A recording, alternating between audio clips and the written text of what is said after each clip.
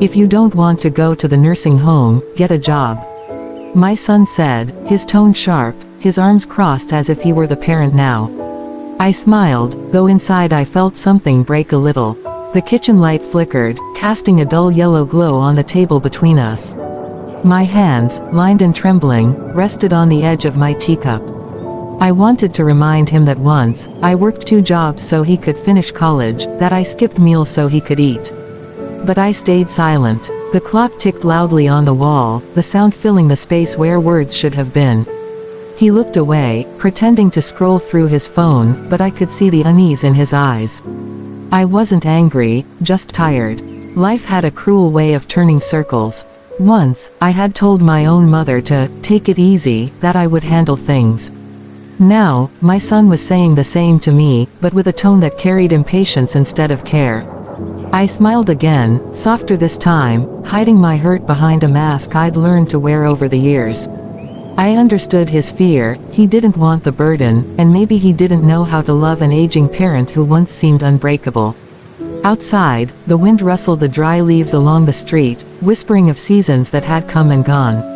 I thought about all the jobs I'd done, all the nights I'd stayed awake worrying about bills, about him. Maybe he'd forgotten. Or maybe, deep down, I had let him forget.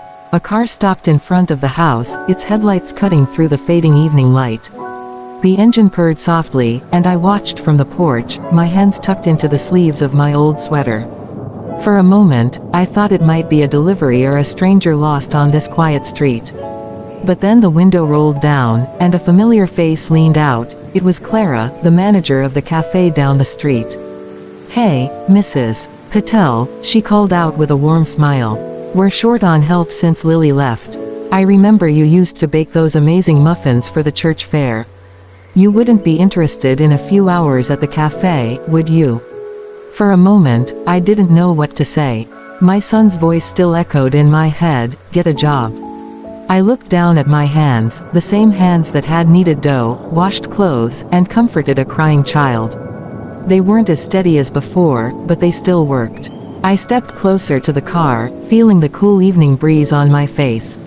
"I don't know, Clara," I said, half laughing, half nervous.